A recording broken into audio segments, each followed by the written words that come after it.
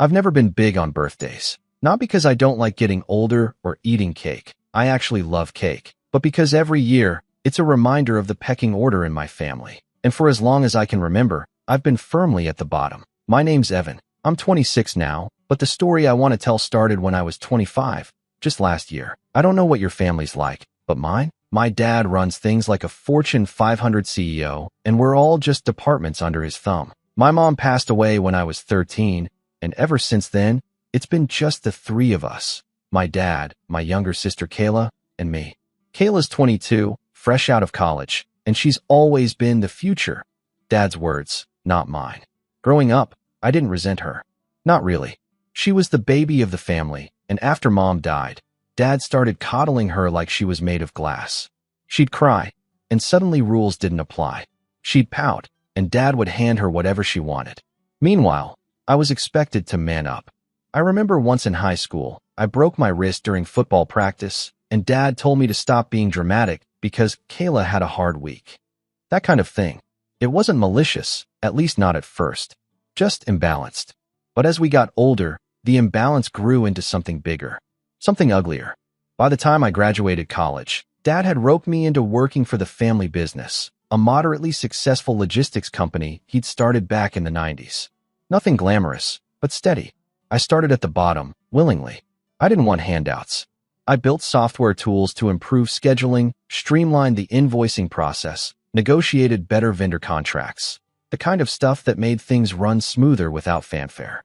I wasn't chasing praise, just results. Dad never said thank you. Not once. But he'd brag to his friends at dinner parties about how the company practically runs itself now.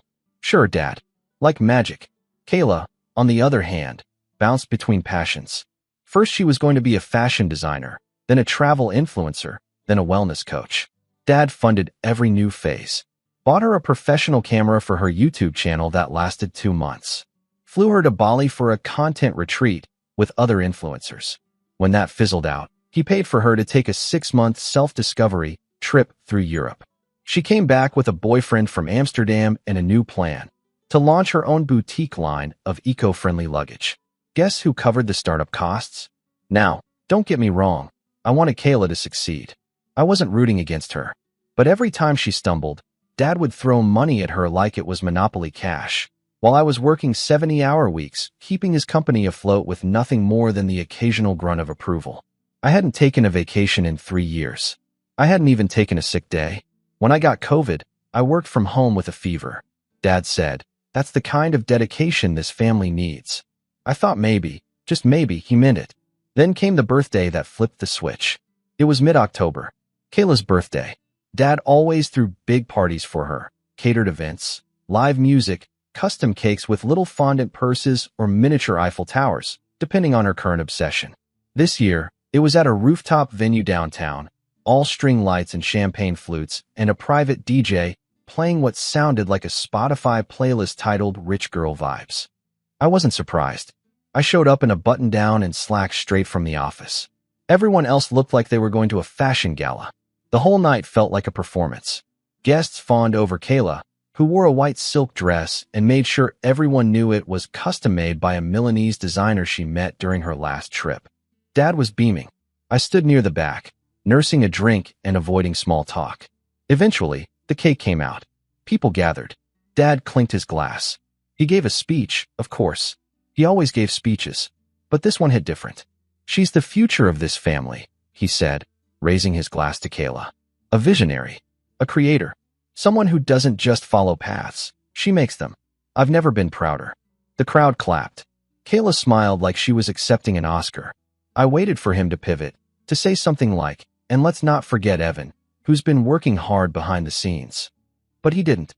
He just moved on. That was it. Later, when things died down, Dad pulled out a set of keys and handed them to Kayla. "It's waiting outside," he said. "Happy birthday, sweetheart." She squealed, hugged him, and ran off with a few of her friends to see her gift, a brand new Audi, parked in front with a bow on it. I watched through the window as she jumped up and down like a teenager. Then Dad turned to me. "You should think about working harder," he said, not unkindly. "You've hit a bit of a plateau. Don't get comfortable." He reached into his pocket and handed me a small box. I opened it. It was a silver keychain shaped like a gear. On the back, it read, "Grind now. Shine later." I stared at it for a second. Then I looked at him. "That's your birthday gift?" asked someone nearby. Dad laughed. "Well, it's motivational. That's worth more than a car, right?" Everyone chuckled. I didn't. I just nodded, slipped the box into my pocket, and walked outside for air. In that moment, something clicked in me. Something that had been cracking quietly for years, but finally snapped. I wasn't angry, not yet. Just hollow. Like I'd finally realized the truth I didn't want to admit. No matter how much I gave, it was never going to be enough. Not for him. Not compared to her. And that was the night I decided I was done. Not just with the party. Not just with my dad's empty gestures. I was done being the silent engine behind his empire. I was done being invisible. I didn't tell anyone. I didn't make a scene. I just slipped out the back, went home, and spent the rest of the night staring at the ceiling, thinking about all the ways I'd propped up a man who saw me as a spare part in a machine he didn't understand. The next morning, I walked into the office, cleared my desk, and left a resignation letter in his top drawer. I didn't say goodbye. I didn't answer when he called the next day, or the day after that. I disappeared, and let the cracks I'd been patching for years finally start to show. That was just the beginning. What happened next? Well, let's just say the house of cards came down faster than I ever expected. But I'll get to that. The silence after I left was louder than I expected. Not literal silence. My phone buzzed plenty the first week. Missed calls. A few messages from Dad that swung between confused and condescending. One just said, "If you're having a midlife crisis at 25, you should talk to someone. You're needed here." Another read, "Kayla says you're being dramatic." I agree. Let's talk like men. I didn't reply. Not once. I'd spent too long pretending this was normal. Pretending I was just being sensitive. That if I worked harder, longer, better, maybe I'd earn the basic recognition I gave up on asking for years ago. But after that birthday party, something in me shifted. I stopped craving his approval. Stopped chasing the idea that if I just stayed loyal enough, I'd finally be treated like I mattered. But I won't lie and say it was easy. For the first time in my adult life, I wasn't waking up to a packed calendar or back-to-back calls. No emails to answer, no fires to put out. Just quiet. At first, it was disorienting. I walked around my apartment like a stranger in my own life, uncertain whether I'd made a mistake. But then I started breathing again. And sleeping. Like actually sleeping. Meanwhile, I heard murmurs from a few coworkers I still had on LinkedIn. Whispers of invoices going unpaid, missed shipments, clients growing restless. I watched from a distance as the tiny machine I'd kept oiled began to stutter and stall. I didn't feel guilty, just numb, like I'd stepped away from a sinking ship I'd spent years trying to plug with my bare hands. A few weeks passed. Then one afternoon, I got a call from Mr. Porter, one of our oldest and most important clients. He didn't know I'd left. Thought I was still running logistics. Said he'd been trying to reach the office for days, but kept getting vague promises and no follow-through. He sounded frustrated, tired. Said, "You're the only one who ever knew what was going on over there, Evan. Did something happen?" I told him, gently, that I didn't work there anymore. He went quiet. Then he sighed. "Well," he said, "that explains a lot." It felt like someone had just put words to everything I'd been feeling. But even as the cracks in the company widened, Dad didn't back down. If anything, he doubled down on Kayla. She announced on Instagram that her eco-luggage brand was finally launching. The pictures were polished, the captions full of words like sustainable, innovative, and visionary. She posted videos of herself unboxing samples, explaining her creative journey, and doing photo shoots with pastel suitcases and flower fields. I watched it all with a strange mix of detachment and disbelief. I knew how the business was really doing. I knew Dad had diverted a chunk of the company's operating budget to fund Kayla's startup.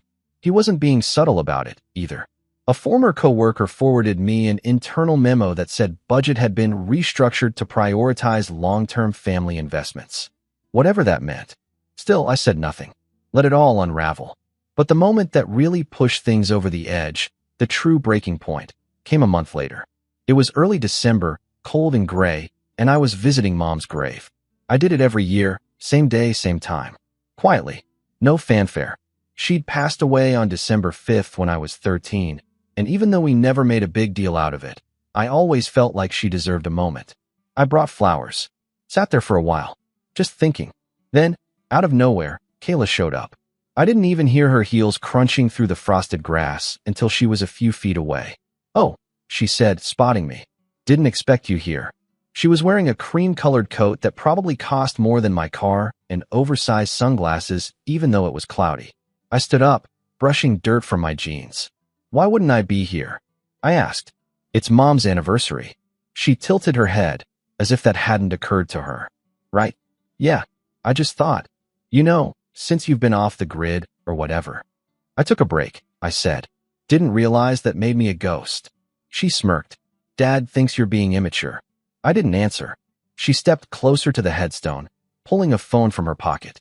"I'm just stopping by for a photo," she said, flipping her hair. "Posting something about Mom. The engagement last year was insane." I blinked. "Wait, you're taking a picture?" "Yeah, duh." She crouched down, angling her phone toward the headstone. "It's for the brand. Like, grounding myself. Reminding people I've had struggles too. That kind of thing." I stared at her. "You're using our mom's grave for clout." Kayla looked up, annoyed. "Don't be so dramatic. It's storytelling. People relate to grief." I opened my mouth, then closed it. I didn't trust myself to speak.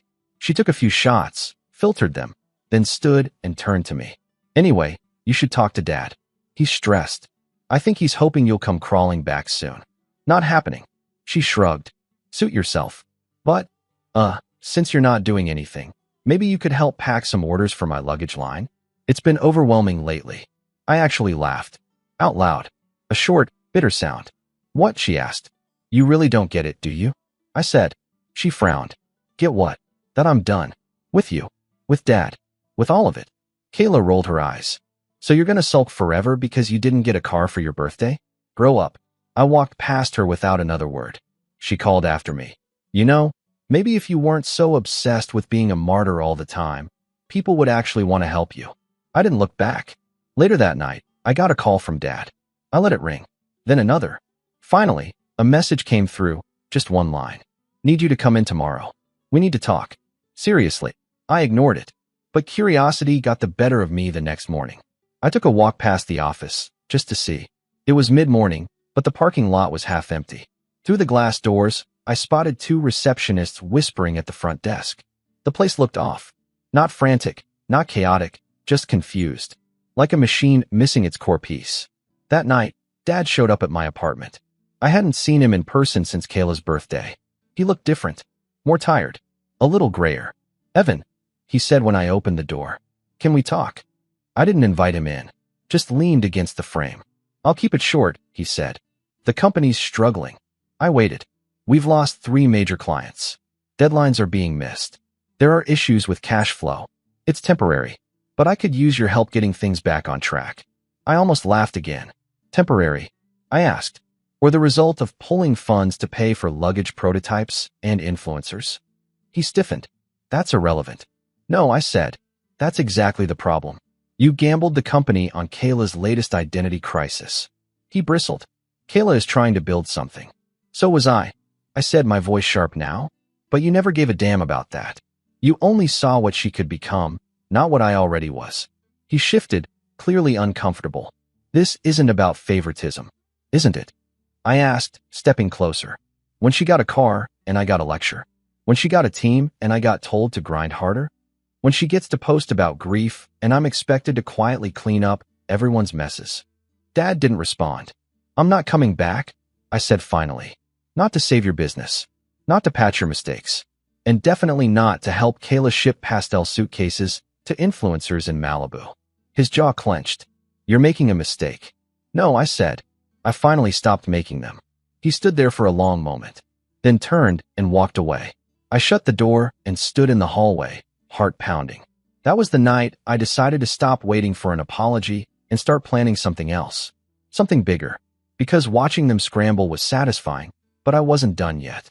Not even close. I'd love to say I felt triumphant after that night. That telling my dad off in the hallway of my apartment gave me some deep catharsis. But the truth? I didn't sleep much. I lay in bed staring at the ceiling, wondering what came next. For the first time in years, I had no paycheck, no backup plan, no real direction. Just a hollow victory and a head full of emotions I'd been bottling up since I was a teenager. In a weird way, that was my rock bottom. Not the confrontation itself, but the silence that came after. The realization that I'd walked away from everything I knew without a clear destination. The kind of freefall that feels empowering in movies but terrifying in real life. My savings weren't infinite, and the rent on my apartment wasn't cheap. The family business had always been my world, not just my job, but my structure. Without it, my days blurred together. I tried applying for jobs in logistics, but every time I sat down to write a cover letter, I felt this ache in my chest. I wasn't ready to jump back into the same world, not under someone else's thumb, and definitely not to rebuild someone else's dream. I started going for long walks in the morning, just to feel like I had somewhere to be. There's something about walking alone in the cold that forces you to think. No distractions, just breath and footsteps. It was during one of those walks that I passed an old warehouse that had been for sale for months. It wasn't anything special, rusted shutters, cracked windows, weeds in the parking lot, but something about it caught my eye. I don't know what possessed me to look it up later that day, but I did. The price was surprisingly low, probably because it was zoned in a light industrial area most people didn't want to touch. I laughed at first, then stared at the listing, then laughed again. Then I didn't stop thinking about it. You know those quiet moments when something clicks and you can't explain why? That warehouse became an obsession. I started sketching out ideas in a notebook I hadn't touched in years.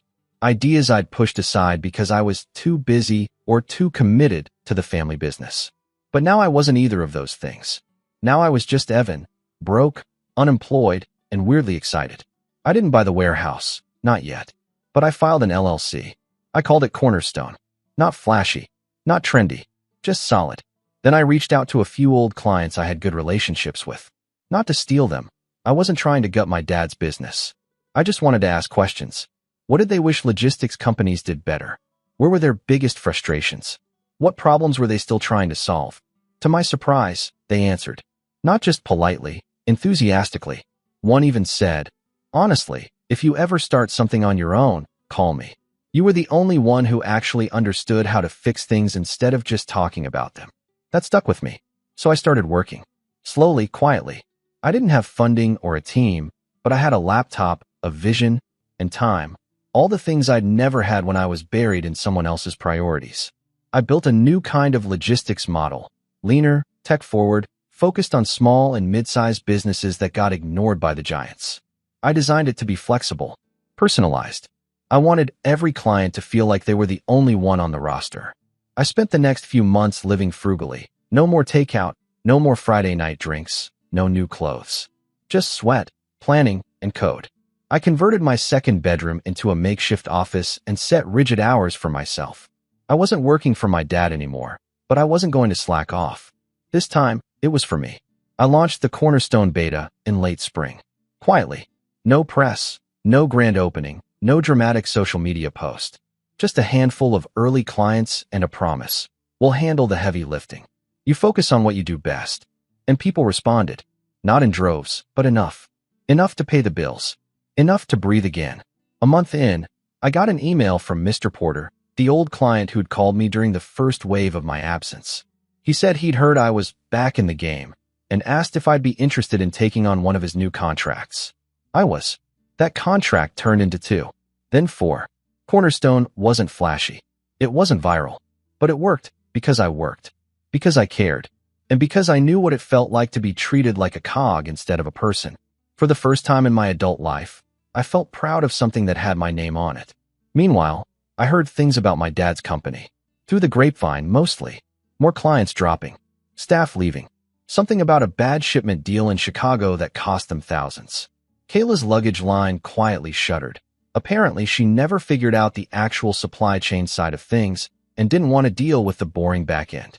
Last I saw, her Instagram had shifted to self-growth content and inspirational quotes over filtered sunsets. I didn't celebrate their failures, but I didn't mourn them either.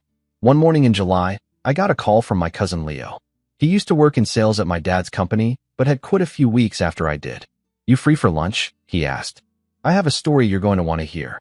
We met at a tiny sandwich place near my apartment. Leo looked tired, but relieved. "They're hemorrhaging," he said, biting into a meatball sub. "Like full-on spiral.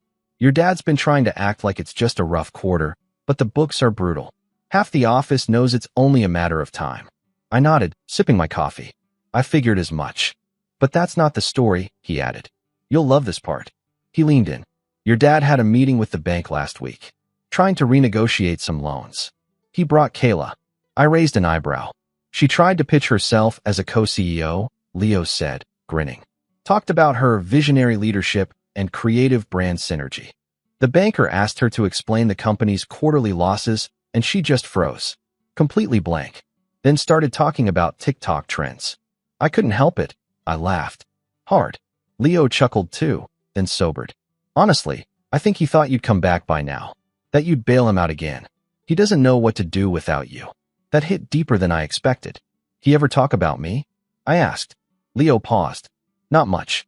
But when he does, it's weird. Like he doesn't get it. Still thinks you're just being stubborn or taking things too personally. Like he never put the pieces together. I nodded slowly. That tracked. Dad didn't deal in reflection. Only projection. After lunch, I walked back home and sat at my desk, staring at the growing client list on my screen. It felt surreal. Just a year ago, I was invisible in my own family. Now I had something real. Something mine. But the thing that surprised me most? I didn't feel angry anymore. Not numb. Not bitter. Just detached. Like I'd finally stepped out of a storm I didn't realize I'd been living in for years. The company was doing well. I'd hired my first part-time assistant, a sharp, detail-oriented guy named Malik who reminded me of myself at 22. I told him, you won't go unnoticed here. Ever. And I meant it. I wasn't rich. Not even close. But I was stable. And every contract I signed, every system I built, every client who said, you actually listen, was another brick in the foundation I never thought I'd have. The rise wasn't dramatic. There was no movie montage or viral moment. Just grit, focus, and quiet victories. But honestly, that made it sweeter. Because it was real. Because it was mine. I still hadn't spoken to my dad since that night at the apartment. But that was about to change. Because one morning, I got a letter. Not an email. Not a text. A printed letter. In a manila envelope. Hand-delivered. It was from my father's lawyer. And it wasn't an invitation to talk. It was a request. No, a plea. And what it said inside made my stomach drop. The envelope was thick. Heavier than you'd expect for a simple letter, with my name typed neatly on the front. No return address. No branding. Just a single word in the bottom corner. Confidential. I stared at it for a long time before I opened it. Something about the way it was hand-delivered unsettled me. This wasn't a casual note. This was orchestrated. Deliberate. A move. Inside was a neatly typed document on legal letterhead from my father's longtime attorney, Charles Wexler. A man I'd only met once, years ago, during a client dinner where he spoke more like a PR rep than a lawyer. The letter opened formally, as if this was just a matter of professional interest. Dear Mr. Evan Price, I am writing on behalf of your father, Mr. Raymond Price, regarding an urgent matter pertaining to the continued viability of PriceLogix Inc.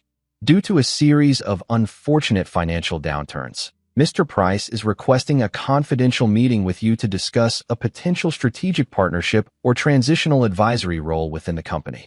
The meeting is proposed for Thursday, 11 a.m., at the Wexler & Associates offices. This conversation will remain strictly off-record unless mutually agreed otherwise. Please RSVP no later than Tuesday at 4 p.m. Best regards, Charles Wexler, ESQ. I let the letter fall onto my kitchen table and just sat there. A strategic partnership? After a year of silence, after I'd walked away with nothing, after he'd doubled down on Kayla and all but pretended I never existed, now he wanted my help? No, not just help. A private meeting. A plea for assistance disguised as a business transaction. I should have thrown it away, but I didn't. I spent the rest of that day pacing around my apartment. Not angry, just calculating. Because here's the thing about someone like my father. When he gets desperate, he gets sloppy.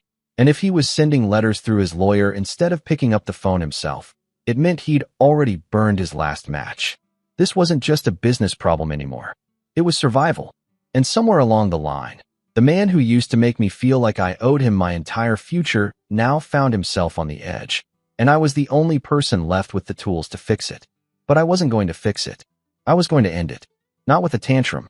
Not with some flashy revenge stunt. No, with precision. With leverage. With finality. I pulled out the old notebooks I'd used in the early planning days of Cornerstone. Tucked between budgeting spreadsheets and vendor lists were notes I'd made in the months after leaving PriceLogix, scattered thoughts about client complaints, internal weaknesses, regulatory risks Dad had ignored for years. Things I'd once jotted down just to get them out of my head. Now they looked like blueprints. Over the next 2 days, I pieced together everything I knew. I made lists: vendors he underpaid, clients he overpromised, employees he bullied, government contracts that had lapsed, a warehouse lease in Tulsa that was being paid double market rate, probably due to some backdoor deal with a contractor friend of his. Every page I turned reminded me how long I'd kept that sinking ship afloat. I started making calls. Not malicious ones, not yet. Just quiet check-ins. First, to Malik. "How do you feel about expanding operations?" I asked. He was thrilled. Said he'd been waiting for the green light. Then to Mr. Porter.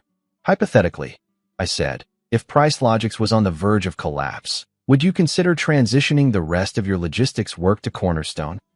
"Yesterday," he replied. By Wednesday morning, I had a list of clients who'd already peeled off from my father's company, and a second list of those who were looking for the exit door if only someone pointed the way.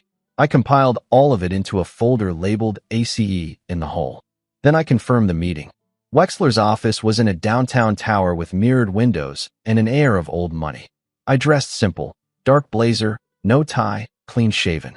I wanted to look like someone you'd take seriously, but not someone trying to impress you. The receptionist smiled, buzzed me in, and directed me to a long, glass-walled conference room. Dad was already inside. He stood when I walked in, an old habit, one of the few manners he'd never shed. He looked thinner, paler. His suit hung on him like it was a size too big. For the first time in my life, my father looked tired.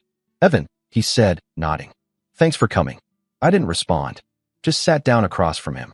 Wexler followed close behind, briefcase in hand. "Let's get started, gentlemen." They launched into a presentation, more of a plea dressed in bullet points.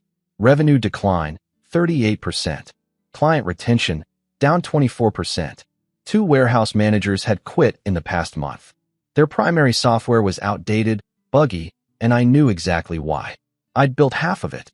The guy they'd hired after me tried to modernize things by rewriting core scheduling logic. It broke the back end, caused cascading failures, and now shipments were disappearing into black holes of pending dispatch. By the time they finished their pitch, I hadn't said a single word. Wexler folded his hands. "Your father is offering a limited-time equity package, should you agree to come on in a transitional executive role."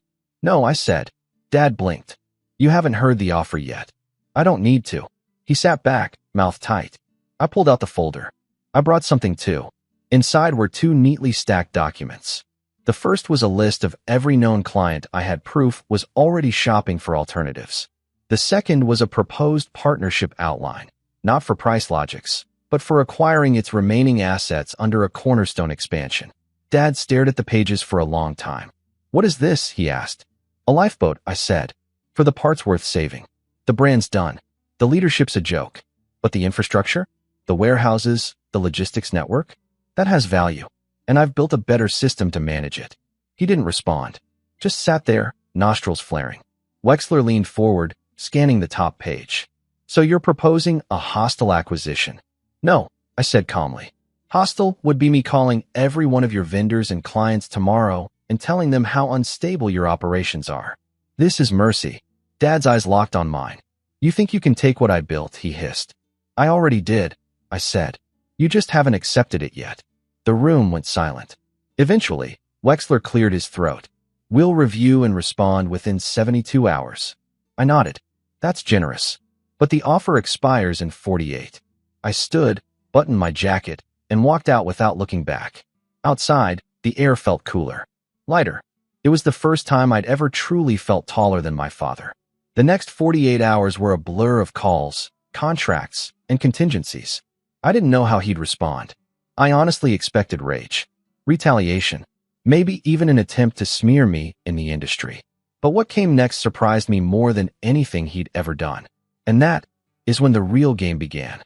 He didn't respond within 48 hours. That, in itself, told me everything. My father was many things: proud, egotistical, commanding, But above all else, he was stubborn. I knew he would wait past the deadline just to see if I'd flinch. He'd always believed he was the immovable object, and that the rest of us were meant to revolve around him. What he didn't understand, what he never understood, was that I'd already moved on. The moment I walked out of that birthday party, I stopped orbiting his world. And by the time I made the offer in Wexler's conference room, it wasn't a negotiation. It was a courtesy. So when the 48 hours passed without so much as a call, I didn't wait. I made my move. It started with a quiet press release from Cornerstone. Cornerstone Logistics is proud to announce the expansion of our client network and operations. Beginning this quarter, we will be onboarding 5 new major contracts from national retailers and distribution chains. We remain committed to delivering personalized, tech-forward logistics solutions with integrity and transparency. That press release hit just as PriceLogix's quarterly earnings were being whispered around industry circles. Everyone knew they were bleeding. Everyone knew they were vulnerable. I didn't mention their name. I didn't have to. The same afternoon, I launched a targeted digital campaign aimed at the businesses still working with my father. It wasn't aggressive, just factual. Testimonials from new clients. Case studies comparing delivery efficiency. A sleek side-by-side analysis showing how Cornerstone's systems outperformed the industry standard. I posted one case study in a private logistics forum, where I knew managers from 3 of Dad's warehouses still lurked. By Monday, I got an email from one of his regional directors. Would love to talk options. Quietly. By Wednesday, 3 more followed. By the end of the week, a full-time dispatcher who had trained under me, before Dad promoted a family friend over him, submitted a formal application to Cornerstone. In his cover letter, he wrote, "I always believed in your vision. Just needed a door." I gave him one. Behind the scenes, I was laying the real groundwork, not just for a takeover, but for a dismantling. Using public records and internal contacts, I traced the paper trail of PriceLogix's remaining warehouse leases. A few were locked into long-term agreements, but 2 of their best locations were coming up for renewal. I made a quiet offer to the property owner, slightly above market value, contingent on the current leaseholders not renewing. He accepted. Just business. The following month, PriceLogix tried to renew both locations. Their applications were rejected. No explanation given. One of the properties was officially transferred to Cornerstone Logistics within 14 days. They didn't see it coming. And that was just phase 1. Phase 2 was about the vendors. I reached out to the ones Dad had burned, the guys he'd underpaid, dismissed, or treated like disposable tools. I offered better terms, clearer contracts, a commitment to fairness. Word traveled fast. In logistics, reputation is currency. And for years, PriceLogix had been coasting on old relationships I'd personally nurtured. Without me, those ties had frayed. Now they snapped. By mid-August, one of their longest-standing clients, a regional food distributor worth 7 figures in annual shipments, announced they were terminating their agreement. The press release cited inconsistencies in service and a desire for greater transparency. The next day, they signed with Cornerstone. That was the moment I knew the revenge had landed. Not as a firestorm, not as a headline, but as a quiet death. My father's company, the empire he built, the throne he ruled from, was collapsing in on itself. Not because I sabotaged it, but because he never knew how to keep it alive without me. And now the industry knew it, too. I didn't hear from him again until late September. It came in the form of a voicemail. His voice was flat, measured, like he was reading from a teleprompter in his head. "Evan, I heard about the contracts. About the leases. About the clients. You've made your point. I don't know if you feel proud of yourself, but I hope it was worth it." Then a pause. Just breathing. "You win." I played that message once, then deleted it. Because this was never about winning. Not really. It was about liberation. About finally stepping out from under the weight of a man who only valued control, and proving that I was never the failure he quietly feared I'd be. That his idea of the future of the family was nothing more than a fantasy built on favoritism and blind arrogance. Kayla faded from the picture not long after. Her luggage company had dissolved quietly over the summer. She posted a teary-eyed life update video about moving into a new phase of healing. Then she pivoted to wellness coaching, then travel blogging again, and eventually just stopped posting altogether. I didn't hate her. She was spoiled, yes, woefully blind. But she was raised in the same house I was. just on the opposite end of the seesaw. Dad gave her a pedestal before she ever had to earn a step. And in doing so, he broke both of us, just in different ways. I didn't reach out. I didn't need to. Cornerstone kept growing. By winter, we'd expanded to a second state, opened 2 new fulfillment hubs, and crossed 7 figures in revenue. Not venture-backed, not celebrity-funded, just built the old-fashioned way, with work, trust, and consistency. One evening, I walked past a downtown wine bar and saw my dad sitting alone inside. Same gray suit, same slouch posture, just older now, smaller. He didn't see me.